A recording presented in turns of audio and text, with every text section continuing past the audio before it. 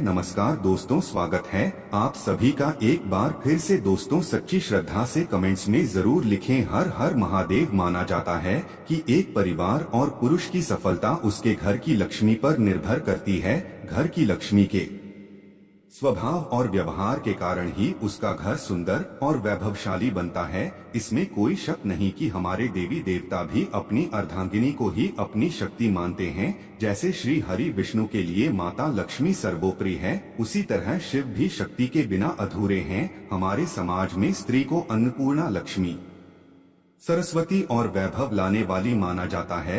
अगर घर की लक्ष्मी धर्म अनुसार आचरण करें तो घर को मंदिर बना देती है। इसी तरह सुहागन महिलाओं के लिए कई सारे नियम और धर्म का पालन करना भी अनिवार्य हो जाता है। अगर कोई स्त्री इन नियमों का पालन न करे तो हो सकता है उसका भुगतान उसके पति, घर या संतान को करना पड़े। इसी बात को ध्यान में रखते हुए आज हम सुहागिन महिलाओं को कब बाल धोने चाहिए और कब नहीं, इसके नियम बताने जा रहे हैं, जिनसे सुहागन महिलाएं जान सकती हैं कि कौन सा वार और त्योहार बाल धोने के लिए उत्तम होता है और किस दिन बाल धोना अशुभ कारक होता है। लेकिन उससे पहले दोस्त, तो आपसे रिक्वेस्ट है कि वीडियो को लाइक करें, अपने दोस्तों के साथ शेयर करें और अगर आपने अभी तक चैनल को सब्सक्राइब नहीं किया है तो सब्सक्राइब करके बेल आइकन प्रेस करें।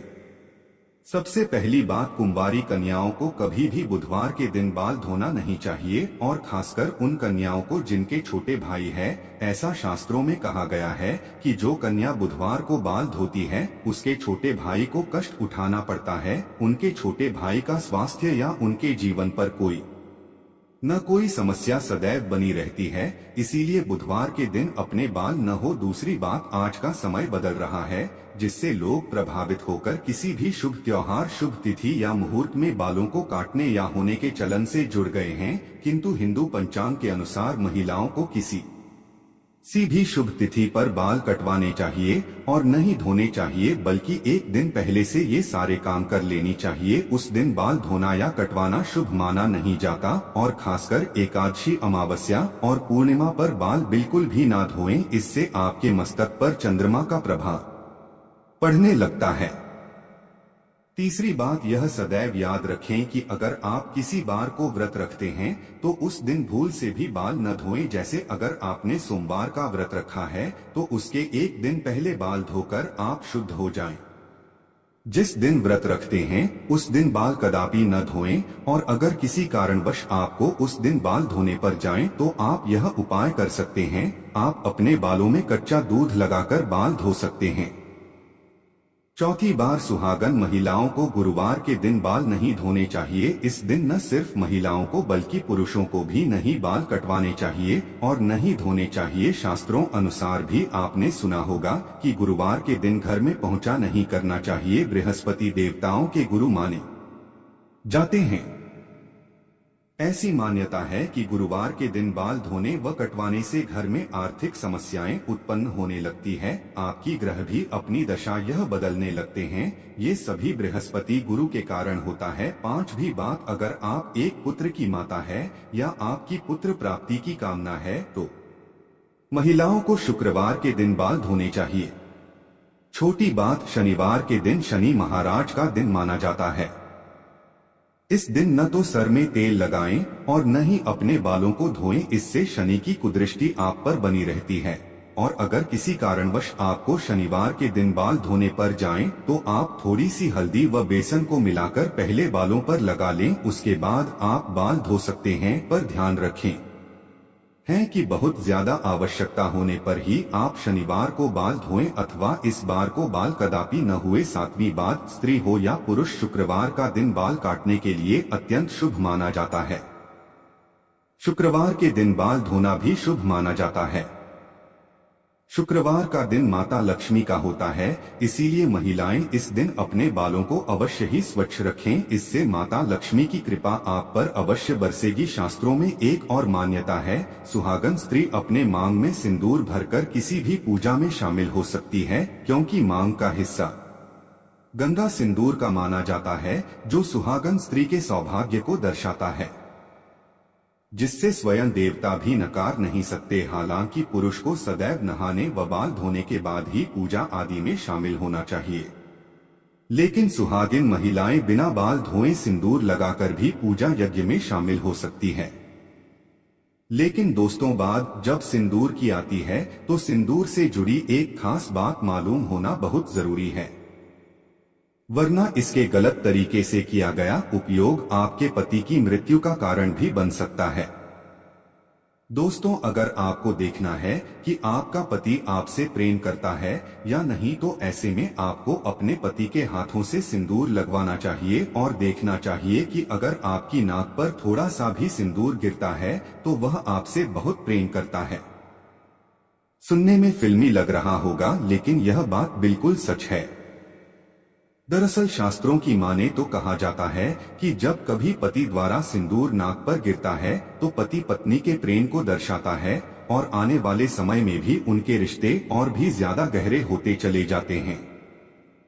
इसके अलावा जब आप खुद से सिंदूर लगाती है और अनजाने में अगर वो सिंदूर नाक पर गिरता है तो इसका मतलब है पति की तरफ से आपको कोई खुशखबरी मिलने वाली है।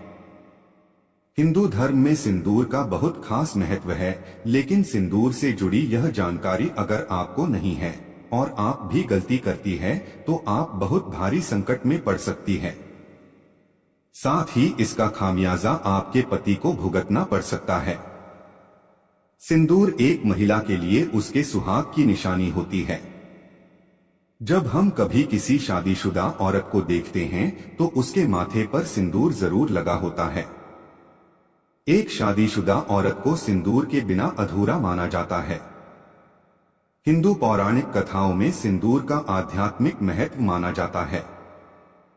आपको बता दें, कई दफा सिंदूर को माथे पर लगाने के चक्कर में कई बार जल्दबाजी या अनजाने में महिलाएं कहीं गलती कर बैठते हैं। दोस्तों, नंबर 1, मान्यताओं के अनुसार जो स्त्री बीज मांग में सिंदूर लगाने की बजाय किनारे पर लगाती है तो उसका पति भी उससे किनारा कर लेता है। पति पत्नी में आपसी रिश्तों में मतभेद बना रहता है। दोस्तों, नंबर 2, यह बात तो आप जानते होंगे कि जो स्त्री अपनी मांग के बीचों बीच में लंबा सिंदूर लगाती है तो उसके पति की आयु भी लंबी होती चली जाती है। माता पार्वती का आशीर्वाद ऐसे जोड़े को जरूर मिलता है। दोस्तों, नंबर 3, मान्यताओं के अनुसार जो स्त्री सिंदूर को बालों में छुपा लेती है तो उसका पति भी समाज में छिप जाता है और उसके पति को सम्मान नहीं मिल पाता। इसीलिए यह कहा जाता है कि सिंदूर को लंबा और ऐसे लगाएं कि सभी को साफ साफ दिखाई दे। सिंदूर से सजी अमरीश स्त्री सौभाग्य को दर्शाती है और ऐसी महिला की खूबसूरती पर लगते हैं चाचा। दोस्तों, नंबर 4, माथे पर सिंदूर लगाते वक्त महिलाओं को काफी सावधानी बरतनी चाहिए। यह तय कर लेना चाहिए कि सिंदूर को माथे के बीचों बीच लगाया जाए। अगर किनारे पर कोई महिला सिंदूर लगाती है तो माना गया है कि उसका पति से लड़ाई झगड़ा होने लगता है और पति किसी दूसरी स्त्री की तरफ आकर्षित हो जाता है। इसीलिए सिंदूर को हमेशा माथे पर लंबा लगाना चाहिए। दोस्तों, नंबर 5, माथे पर सिंदूर लगाते वक्त अगर हाथों से गिर जाए तो अपशगुन माना जाता है। यह आपके रिश्तों में दरार आने का संकेत है। ऐसे में आपको माता पार्वती का ध्यान करना चाहिए और क्षमा मांग लेनी चाहिए ताकि बुरी बला टल जाए। नंबर 6, जिससे व्यक्ति को सपनों में सिंदूर लगी स्त्री के दर्शन होते हैं तो बहुत ही शुभ माना जाता है। यह धन लाभ कराता है। ऐसी स्त्री सपने में देखना बहुत ही शुभ संकेतों को दर्शाती है। दोस्तों, नंबर 7, जो स्त्री सिंदूर को लगाने से पहले माथे से चूमकर लगाती है तो सौभाग्य में वृद्धि होती है और ऐसी स्त्री का पति लंबी उम्र का वरदान पाता है। माता पार्वती साक्षात इन्हें आशीर्वाद देती है। दोस्तों, नंबर 8, हिंदू धर्म में नवरात्रि, करवा चौथ और दीपावली जैसे महत्वपूर्ण त्योहारों में अगर पति के द्वारा पत्नी मांग में सिंदूर लगवाएं तो बहुत ही ज्यादा शुभ माना जाता है। माना जाता है कि यह उनके एक साथ रहने का प्रतीक है। इससे वह काफी लंबे समय तक साथ रहते हैं और प्यार हमेशा बना रहता है। ऐसे रिश्ते कभी भी नहीं टूटते। वो दोस्त, आपको ये वीडियो कैसा लगा हमें कमेंट में जरूर बताएं। इस वीडियो को लाइक करें, अपने दोस्तों के साथ शेयर करें।